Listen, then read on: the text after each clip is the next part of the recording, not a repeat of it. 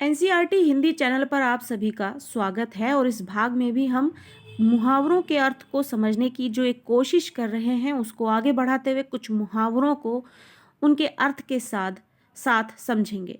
यह है एक साधारण सी प्रक्रिया।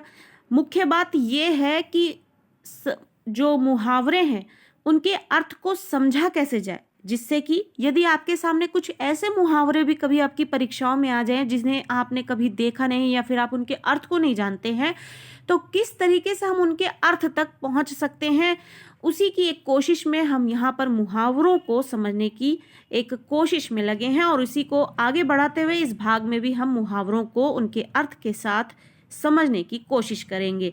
साधारण से मुहावरे हैं, कुछ मुहावरे जो हम अपनी आम जिंदगी में प्रयोग करते हैं और कुछ ऐसे उदाहरण हैं जो हमें किताबी भाषा में ही देखने को मिलते हैं या फिर हम साहित्य में, लिटरेचर में किसी भी तरीके से कुछ भी जब हम कोई भी कंटेंट पढ़ रहे होते हैं तो हमें उसमें या तो देखने को मिलता है और ज़्यादातर हम उनको आम जीवन में प्रयोग नहीं करते। इस वजह से कुछ ऐसे मुहावरे हमारी आंखों से ओझल हो जाते हैं और इस वजह से उनके अर्थ को हम समझ नहीं पाते। तो बेहतर है कि मुहावरों को उनके अर्थ को रटे जाए, उनको समझने का जो एक तरीका है उसको बारीकी से समझा जाए। शुरू करते हैं और कुछ मुहावरों को उनके अर्थ के साथ समझने की कोशिश करते हैं। सिर पर पांव रखकर भागना। सिर पर पांव रखकर भागना। अब यहाँ पर यही देखने की और समझने की बात है। सिर जो कि हमारे टॉप पर है, पांव जो नीचे है। सिर पर पांव को रखना कितना मुश्किल काम है, या फिर पांव तक सिर को लाना थोड़ा मुश्किल है।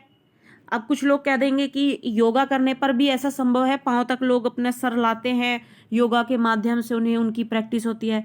तो यहाँ पर उसकी बात नहीं हो रही है। यहाँ पर जो गहरे अर्थ के साथ जो सिर और पांव का एक साथ होने का या उस पर रख कर भागने की बात हो रही है, जो कि एक गहरा अर्थ समझाना चाहता है, यहाँ पर उसकी बात हो रही है। तो जिस तरीके से सिर तक पांव को लाना बहुत मुश्किल काम है और ये काम जो है व्यक्ति को एक तरीके से डरा देता है, परेशान कर देता है कि ये कैसे किया जा सकता है, सिर तक पांव को लाना। तो एक तरीके से व्यक्ति के मन में एक चिंता से आ जाती है, परेशानी से आ जाती है, थोड़ा डर सा आ जाता है। डर जो कि इसी से जुड़े हुए ही शब्द हैं, कुछ जो इन्हीं के ही समूह से संबंधित है। चिंता, परेशानी डर से ही उत्पन्न होते हैं। तो आप अंदाजा लगा सकते हैं इसका अर्थ, डर कर भाग जाना। अगला है नाक कटना। आम जीवन में बहुत प्रयोग होता है नाक कटना।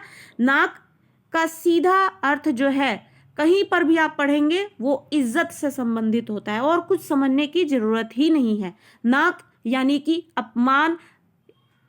तो तब मतलब अपमान तो हम तब उस अर्थ में लेंगे जब यहाँ पर कुछ नकारात्मक इसके साथ जुड़ा होगा।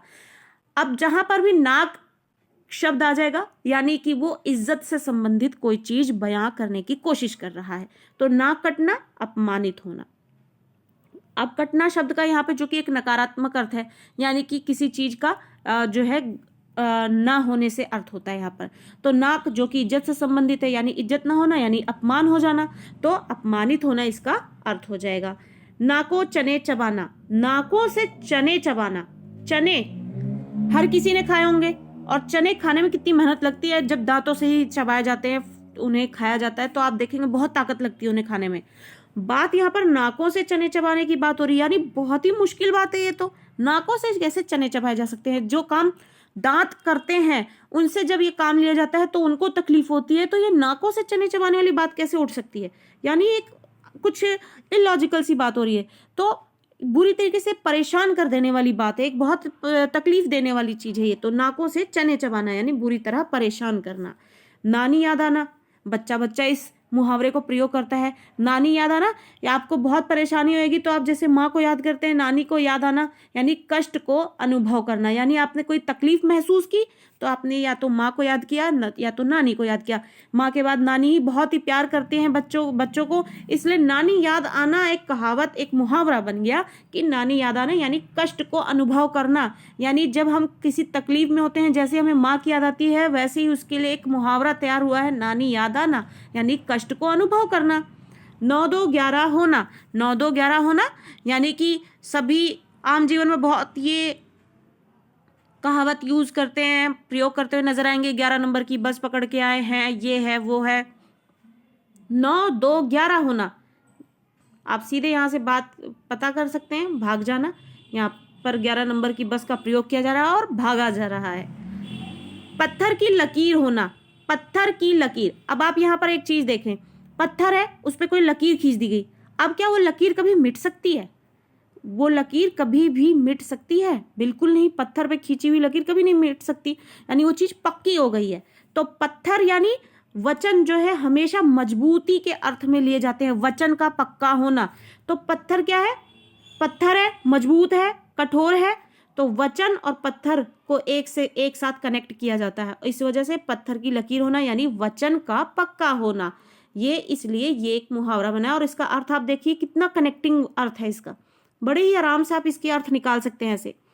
पहाड़ टूट पड़ना, पहाड़ बहुत बड़ी चीज है, और अगर पहाड़ का छोटा सा हिस्सा भी टूटता है तो मानव जाति को कितनी तकलीफ होती है।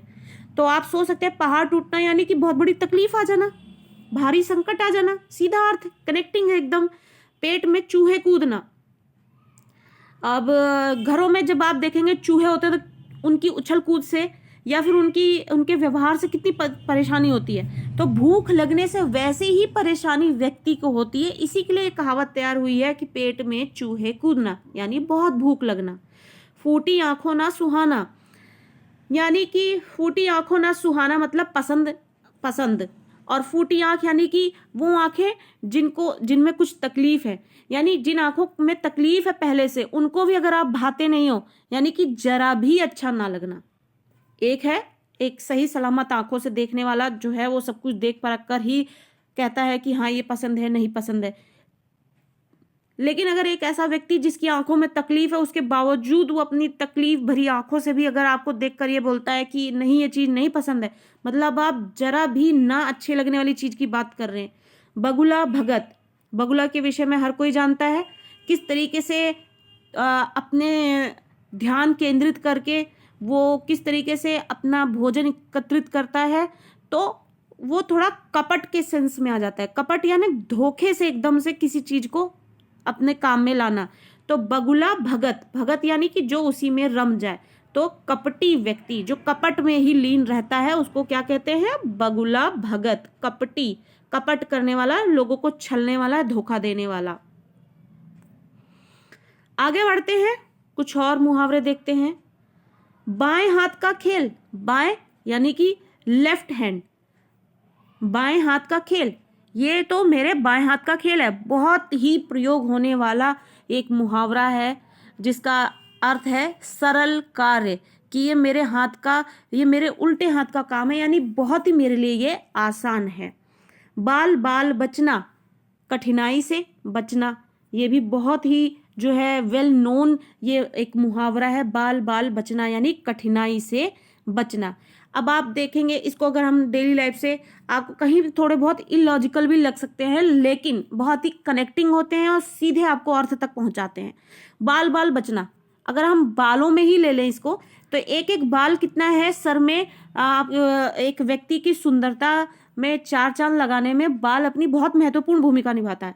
तो अगर एक एक बाल बचाना कितना कठिन काम हो सकता है, लेकिन अगर बाल हैं सर पे तो कुछ ना कुछ तो टूटेंगे, एक दो बाल, तो कितने बालों को बचाएंगे। तो एक एक बाल बचना यानी बाल बाल बचना यानी कठिनाई से उनको संभाल कर रखना। एक एक बाल को अगर टूटने से बचाना है तो कितना कठिन काम हो सकता है। देखिए एकदम डायरेक्ट कनेक्टिंग इसका मीनिंग लग रहा है कि नहीं। बाल भी बांका ना होना, एक बाल को भी चोट ना पहुंचना, जरा सी भी हानि ना पहुंचना। एक होता है व्यक्ति के शरीर में कहीं पे भी किसी भी तरीके का जो है दर्द है या घाव हो जाता है, लेकिन अगर बाल तक को भी चोट ना पहुंचने देना तो इसका मतलब थोड़ी सी भी हानि ना होने देना, नुकसान ना होने देने से संबंधित बात की जा रही है। बीड़ा उठाना यानी उत्तरदायित्व, जिम्मेदारी लेना। भीगी बिल्ली बनना, भीगी बिल्ली यानी डर कर रहना। बहुत ही आम जो है मुहावरे हैं, हर कोई प्रयोग करता है, बच्चा बच्चा इसका अर्थ जानता है। मन की मन में ही रहना, मन की यानी हमारे मन में कुछ है और हमने उसे अपने मन से बाहर निकाला ही नहीं, दूसरों से शेयर किया ही नहीं, तो मन की हमारे मन में ही रह गई। जब वो बाहर आएगी ही नहीं तो वो इच्छा चीजें पूरी होंगी कैसे? तो मन की मन में रहना यानी इच्छा को अधूरी रखना या रहना। माथा ठनकना, माथा ठनकना यानी कि दिमाग खराब होना यानी संदेह होना। माथा ठनकना मतलब जो आपने सोचा उसके अनुसार किसी चीज का ना होना, उसमें संदेह उत्पन्न हो जाना। मुठभेड़ हो जाना यानी मुकाबला हो जाना। मुंह ताकना, मुंह ताकना, ताकना मतलब देखने से संबंधित है। मुंह ताकना यदि जब हम किसी परेशानी में होते हैं तो हम लोगों से सहायता चाहते हैं और उसके लिए कई बार आदमी एक आशा की नजरों से दूसरे व्यक्ति से देखता है। कई बार वो जब नहीं बोल पाता है तो उसकी नजरें ही बयां कर देती है कि उसकी आंखें जो है तक रही हैं कि उसको किसी तरीके से सहायता मिल जाए। तो इससे संबंधित ये मुहावरा है कि मुंह ताकना यानी कि सहायता की आशा करना। मुंह में पानी भराना यानी लालच आना। मुंह तोड़ उत्तर देना, मुंह तोड़। अब यहाँ पर देखिए, मुंह तोड़ यानी मुंह और तोड़ यानी तोड़ना, उत्तर देना यानी आपके ही मुंह से वैसे निकली बात का एक ऐसा जवाब मिलना कि जो आपके मुंह से निकली बात है उसको ऐसा करारा जवाब मिलना कि वो चुप करा दे, तो करारा उत्तर देना। मुंह फुलाना, मुंह फुलाना अगर आप देखेंगे कई बार फिल्मों में या फिर आम जीवन में भी देखेंगे, छोटे बच्चे जो हैं जब वो गुस्सा हो जाते हैं तो किस तरीके से अपने गालों को फुला के बैठ जाते हैं। तो वो क्या है, आम जीवन में उसे गुस्से का एक साइन माना जाता है कि कुछ बताया नहीं कि हम गुस्सा हैं, इस वजह से हैं, क्यों है, कैसे है। लेकिन अगर नहीं बोलना है किसी गुस्सा हो जाने वाले व्यक्ति को तो वो मुंह फुलाकर बैठ जाता है। तो मुंह फुलाना मतलब रूठ जाना, गुस्सा हो जाना। मुंह फेरना यानी उपेक्षा करना, मुंह फेर लेना, उपेक्षा करना। मुट्ठी गर्म करना यानी रिश्वत देना। मुट्ठी गर्म करना यानी कि पैसों से भरा होना। हाथ जो है जब पैसों से भरा होता है तो उसे कहते हैं मुट्ठी गर्म करना है। और वो हाथ जो है पैसों से कब भरे होते हैं, जब रिश्वत मिलती है, क्योंकि मेहनत की कमाई से और उस पैसे से कभी हाथ भरते ही नहीं, आधे हाथ खाली ही रह जाते हैं या फिर थोड़ी ही अमाउंट मिलती है मेहनत करने वाले व्यक्ति को। और मुट्ठी तभी भरती है, मुट्ठी का भरना जो है वो भरना का अर्थ यहाँ पे गर्म से है। तो मुट्ठी को गर्म करने का अर्थ है कि मुट्ठी जो है पैसों से भर जाना, और वो कब होती है, जब रिश्वत मिलती है। तो आप देखेंगे किस तरीके से कनेक्ट किया जाता है अर्थ को लेने के लिए मुहावरों को। आगे बढ़ते हैं, कुछ और मुहावरे देखते हैं। मुट्ठी में करना, मुट्ठी आप मुट्ठी किस लिए जब हाथ में बांधी जाती है तो इसका मतलब आपकी मुट्ठी में कोई वस्तु है जिसके लिए मुट्ठी बनाई गई है, हाथ को बंद किया गया है पांचों उंगली के सहारे। इसका मतलब किसी चीज को अपने काबू में करना, वश में करना हो जाता है। किसी चीज को आप मुट्ठी बांधते क्यों है, कि वो चीज आपसे दूर ना हो, गिरे ना आपके हाथों से, यानी आपको वश में करना, अपने काबू में करना। रंग जमाना, आनंद का वातावरण बनाना।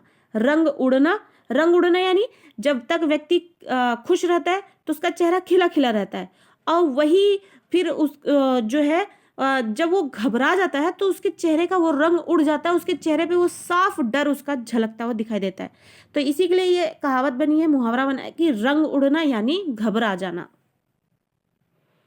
रंग में भंग पड़ना, रंग यानी खुशी से संबंधित, भंग मतलब परेशानी से संबंधित, यानी प्रसन्नता में विघ्न पैदा होना।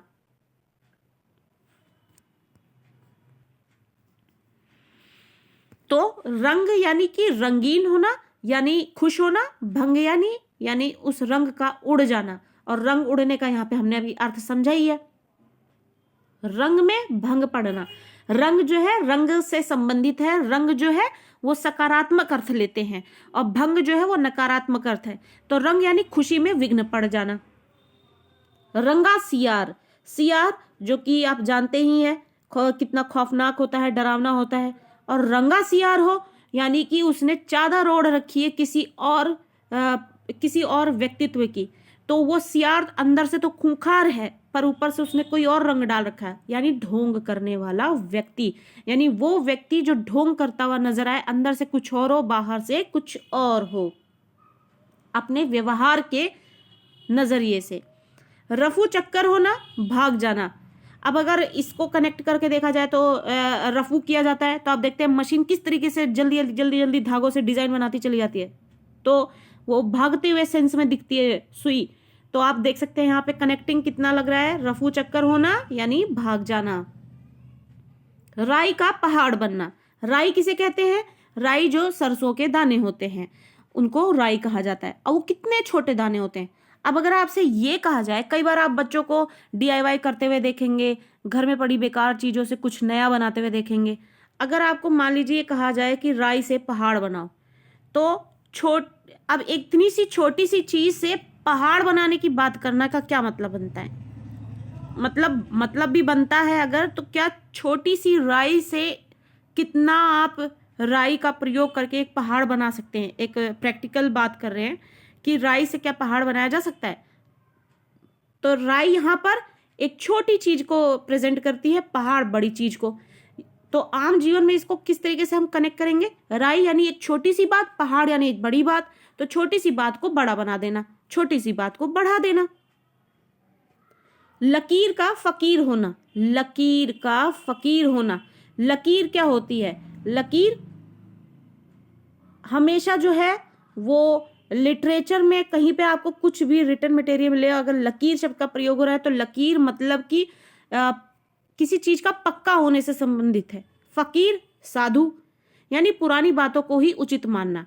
अब फकीर क्या होता है? जो साधु हो, साधु जो कि इस जीवन का असल सत्य है ईश्वर में ध्यान लगाना, और वो उसी को लकीर बना लेता है, अपने जीवन का एक सच मान लेता है और उसी पे चलता रहता है और वो साधु बन जाता है।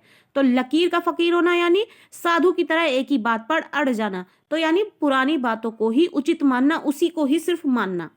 लोहा मानना, लोहा सभी जानते कितना मजबूत होता है, तो उसका प्रभाव वो कितना प्रभावशाली होता है, तो उसकी ताकत के कारण उसको प्रभावशाली माना जाता है। तो लोहा मानना यानी उसको ताकतवर मानना, प्रभाव मानना, उसका ताकतवर मानना। अब चाहे आप प्रभाव मानना इसका अर्थ समझ ले, चाहे ताकत, उसकी ताकत को जांच लेना या मान लेना समझ ले, एक ही अर्थ है।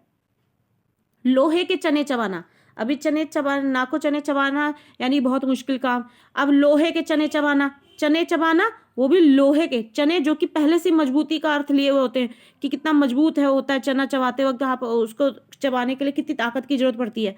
ऊपर से लोहे के चने यानी बहुत ही परेशान करने, बहुत ही मुश्किल काम जिससे परेशान हो जाना।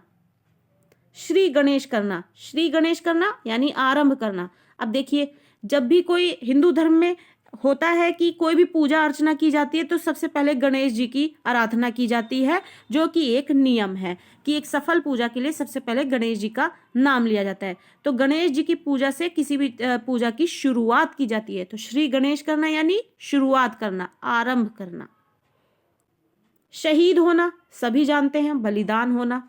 अपनी खिचड़ी अलग पकाना, खिचड़ी मान लीजिए हम प्रैक्टिकल ही लेते हैं, एक आप अपने लिए ही खिचड़ी बना रहे हो, सिर्फ बाकी घर वालों को छोड़ रहे हो, अपने लिए सिर्फ बना रहे हो, तो क्या मतलब इसका निकला है कि आप साथ मिलकर नहीं रह रहे हो, अपने लिए अलग से चीजें देख रहे हो। स्वार्थ को यहाँ पे स्वार्थ से संबंधित हो गया, यानी अपना स्वार्थ देखना या फिर साथ मिलकर ना रहना, एक ही बात है। चाहे आप बोल दो कि अपने स्वार्थ के लिए ही करना सब, या फिर साथ मिलकर ना रहना, तो अपनी खिचड़ी अलग पकाना, साथ मिलकर ना रहना। तो इस तरीके से जो मुहावरे हैं, हम उन्हीं के लिखे हुई चीजों में अगर अर्थों में चले जाएं, वैसे तो हमने यही पढ़ा था कि मुहावरे ऐसे छोटे वाक्य होते हैं जो लिखा होता है वही उसका अर्थ नहीं होता है, बल्कि उसमें छुपा हुआ एक अर्थ होता है जिसको हमें समझना होता है।